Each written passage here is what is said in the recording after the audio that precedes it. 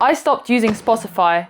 And the thing is, I don't really miss it. Not because I don't love music, but because at some point it stopped feeling like I was choosing what I was listening to. And the thing is, what if your music taste isn't actually yours? What if it's being shaped quietly by algorithms, autoplay, and whatever keeps you listening longer? For the last 2 years, I haven't used Spotify, and in this video, I want to talk about what life is like without it, and why, although many find it centric to their music lives, it can easily become obsolete just by changing how you listen to music. And I'll also discuss how this changes the way music is discovered, especially now as AI is creeping in more and more. Let's get to it. So to start, I'd like to give a bit of my experience on why I started to pull away as a young person. When I was a young teenager, like 12, 13, I never really cared about the charts or trends. Annoyingly, for some while I was bullied at school, so I never really had a group of friends to discuss new artists with or what music people are listening to. And to be fair, I never really got in touch with what was current at the time. So instead, my musical taste came mainly from what we listened to at home, and that primarily stemmed from my dad, as he knew an incredible range of music and was more than happy to share it with me. And with the way we would listen, music wasn't just something in the background, it was something that we would discuss in terms of the bands, culture, and context behind it. So I really took a shine to older classics because they were exciting and full of character. But then occasionally later on, when I did tap into mainstream music, things just felt different. Songs felt overproduced, samey, and not emotionally gripping. Newer songs felt more like advert music than something I'd sit down and listen to just for the sake of it. And of course, I'm not saying all new music is bad, I'm talking mainly about production style, which will tie in later. Obviously, back on Spotify, you can listen to all those great hits, as well as new releases without a hitch at the tap of a button, all on your phone, anytime, anywhere, or can you? To cut to the chase, one of the reasons why I drifted off from Spotify was because of something surprisingly simple. Some of my favorite music just wasn't there. Yup, you heard it. And I mean, how? Well, I'm Polish, and as well as amazing tracks from the US, UK, or the rest of Europe, I also love Polish rock songs from the 70s and 80s, listening to all the albums I could and just discovering more of my own culture. That was a big part in how I discovered music. And for that, Spotify was just horrendously bad. A lot of tracks were just missing or grayed out in old playlists. And sometimes you'd find those songs, but they were different versions to the original. They were completely re-recorded. So instead, some of those iconic hits had different production styles, re-recorded vocals, and often as those musicians didn't really care about their old equipment, things were completely changed with synthetic sounding replacements, and it really wasn't the same song anymore. Just to explain what this weird, inconsistent problem felt like, imagine you sit down, turn on Spotify, and listen to Queen. Everything's fine, you can listen to all their albums, and you're not missing out on anything. And then all of a sudden, you feel like listening to something else, maybe something more funky, with a more soul-y feel, but still 80s, so you search for Wham! But then the only thing that comes up is a 2015 re-recording of Careless Whisper. And as for that iconic saxophone line in the intro, it just sounds like it's being played on a Fisher-Price keyboard, on some very authentic marimba sound setting. And then you've just had enough. It feels too plasticky, you want to go to something more vintage, but still enjoy that amazing convenience you have where you can listen to anything at any time on your phone. So you tell yourself, I'm gonna listen to Rumours by Fleetwood Mac from start to finish while reading a good book. But then once you click to play, you see that half the songs are grayed out, so unavailable, and the ones that are there, they sound like they were remixed by the guy who produced Wop and Gangnam Style.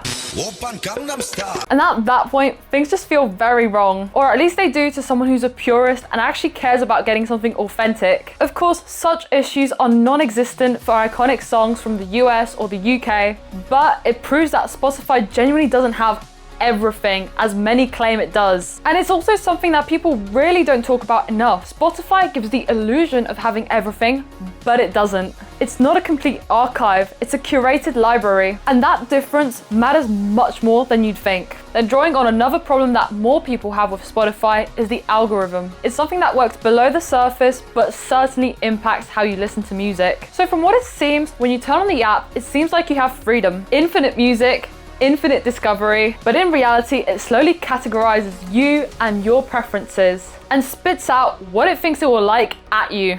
It learns what you listen to for a longer time and feeds you variations of the same thing. Same tempo, same mood, same style. At some point, I was really into the new romantic scene and looking into that cultural movement in Britain. So what I ended up with on my Discover Weekly turned into variations of a Timu Duran Duran sound. I mean, there were also good things, but it didn't show me anything fresh. And over time, ironically, it feels like you stop discovering music through the different playlists and algorithms, and you start to feel stuck and boxed in with what you already know. To a certain extent, you can argue that that narrows your tastes, and you can't get the same engagement in terms of discoverability like you might on other platforms. I ended up mainly using it to listen to music that I was already familiar with, maybe downloaded for a flight or for a trip. And at moments, it really can make you feel like that kind of donkey that has too many buckets to choose from and ends up choosing nothing new. And then if you go with algorithmic playlists, you'll just spam the same thing that you just seemed to like and the algorithm noticed. So as someone who likes their independence, and sometimes I want to listen to and discover certain genres, it doesn't really help you much with that in the least. So for me, what replaced that was YouTube. Not even premium, just YouTube in general. Because music discovery started to feel different again when I was searching for bands and songs in my free time. When you try to search for something, you feel like you're actively participating in it more. So not only can it be more engaging, but it's more surprising because you can get different types of content as well. You can find full live performances, rare uploads, interviews, rare music videos, as well as vinyl rips, which I found really interesting because even though it's still being streamed and it's digital, it still sounds different and has that analog warmth to it. And often on Spotify, you've got tailored versions of songs for new speakers and equipment. You've most often got the remastered version of songs, but here you can sometimes go back and listen to how it was more or less in original format. And for someone who can be a stickler, it matters a lot. And there's also the thing with music videos. I know you can see them on a lot of songs on Spotify, but not all of them like you can see them on YouTube, especially in more niche genres that aren't as standardized on that platform. It also just felt more convenient and natural. And then once you find a song or artist that you like, you can check out the comment section on the song, engage with other people where you can find out more context and stories, as well as human experiences. And then of course, you can literally search for a standalone documentary or interview with that artist. And of course, if you're using Spotify and you really want to research someone, you do get the description. And you obviously can go out of the app into YouTube or Google and search things up yourself. But if we're talking about a platform that gives you a more complete experience, I didn't feel like Spotify did that at all, because that app sometimes just isolates the music. But in real life, it's always part of something bigger. And it's really convenient when you can bring that back into context with something that comes in your feed that's interesting. Even when you do get poor recommendations on YouTube, I still feel it's better than Discover Weekly or daily mixes or algorithmic playlists designed for you. Another reason why I never regretted leaving Spotify was because I've rediscovered CDs and physical music. Another shift for me was going back to albums, and even though I'm not a person that listens to things cover to cover most often, when you take a few CDs to the car, you press play and you commit to what's on there. You don't shift song or genre every few seconds. And I mean, of course, that's super convenient, but in the grand scheme of music, how you enjoy it, how you listen to it, it does start to devalue that quality thing. Listening to albums feels intentional and it builds a bond between you and that artist. And it's hard for especially newer artists to build that connection with their fans. And it's obviously not like you can't do that on Spotify, but in a way you can easily get swayed to do other things. So that's my point in terms of commitment to a CD or physical medium. So when I listened to albums while I was doing homework or playing video games, things as small as even transitions between songs became relevant again, as well as the story and vibe that the album was telling and the pacing of it. At that point, you finally stop becoming a consumer.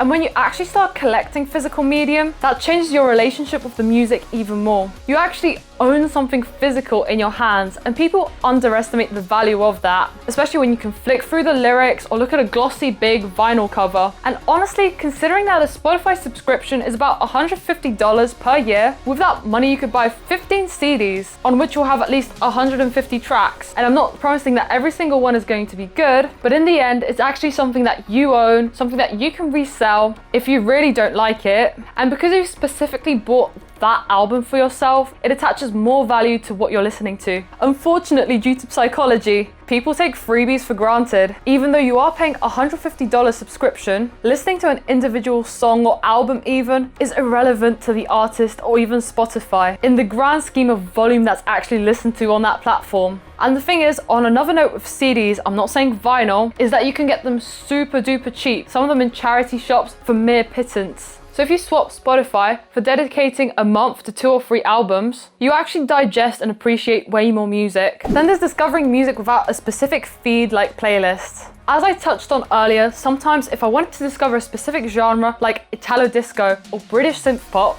one can start digging for them, listen to a few songs, but then you find documentaries and interviews relating to those genres. They just spawn in your feed rather than being in a decided playlist of what you're supposed to like. And especially as a younger person discovering older music, watching something like that again builds more connection with the artist and what's actually going on. I remember sitting down and watching this Synth Britannia documentary in which there were a load of interesting artists that I hadn't heard of before at the time. And I also sifted through and found videos and interesting recordings of rock artists that I hadn't heard of before. And as for things that weren't in a language that I spoke, such as Italo disco, sometimes I just had songs I liked, I'd click on them, watch them, and try something new that came up in the feed and kind of sift through, finding what I liked and saving it. And yeah, you can sift through playlists on Spotify and still discover something great, but outside Spotify, YouTube can also be cool and whimsical. You can find something like a Japanese version of Careless Whisper, or All I Want for Christmas Is You, but expertly crafted and weaved into the Wii eShop soundtrack, so it sounds like that was genuinely playing on your Wii. It's just when you stop relying on Spotify, something subtle shifts. You pay more attention and stop tapping stuff on your phone, especially if you're on a device like a laptop or a TV. I feel like I'm more present and I enjoy it more. And when you discover things by yourself, you're also more aware of what you're listening to, rather than just letting something random spawn in your earphones just because you want a certain mood. I'm not saying anything's wrong with that. I'm not criticizing anyone who has that kind of preference, but at moments it can be fun to broaden your horizons. And the last reason why I don't miss Spotify is because of AI and how that relates to the future of music. And in a way, this gets bigger than just Spotify, because AI tracks are flooding the market, and while that might sound exciting to some people or frightening to some smaller creators who don't want to get their tracks stolen, it also risks overstimulating you, the audience, with generic garbage. Especially when you listen to too much of it, it oversaturates and puts you off. Because if modern music can already feel overproduced to people, AI can push that even further with repetitive, generic, and just emotionally flat content, not music.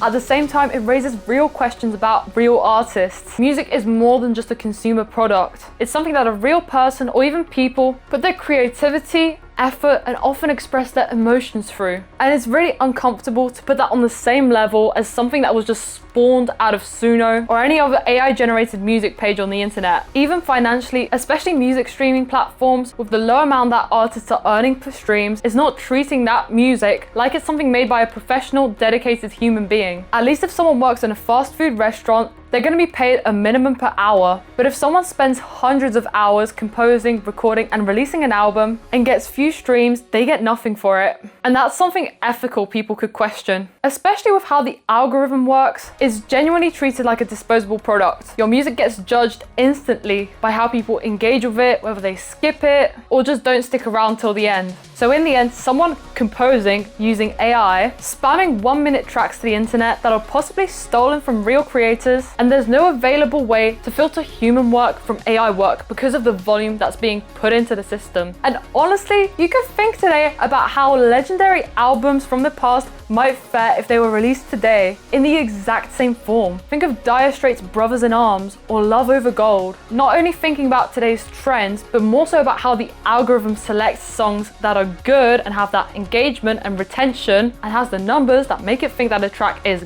good. Something like Brothers in Arms would have to compete with super generic songs that are designed to hit the algorithm. And I think in the end, if it actually were released today, it would struggle and perform dismally. Because back then, artists were allowed to take their time. They made art, but with sound, and the listener was meant to enjoy every moment. And it got reviewed and promoted by real human beings who actually had taste and human senses. They weren't thinking about clicks or swipes. Modern platforms hardly ever reward it and even penalize it. And here I'm not pretending that other platforms like Instagram, TikTok, or YouTube are doing a much better job at it, but at least it's not just music most of the time. There's some sort of visual connection, and at least you can try to take advantage of that. I would say making a visual hook rather than compromising your your whole track is a way better trade-off. And yet obviously those platforms are kind of directing towards Spotify because that's the main platform where people will listen to music today. But my point is that in Spotify itself, so the app, it just doesn't seem fairly distributed. And I mean, although I generally don't miss it, I understand that people like the convenience, the AI DJ, the Discover weekly mixes if that's something that resonates with you,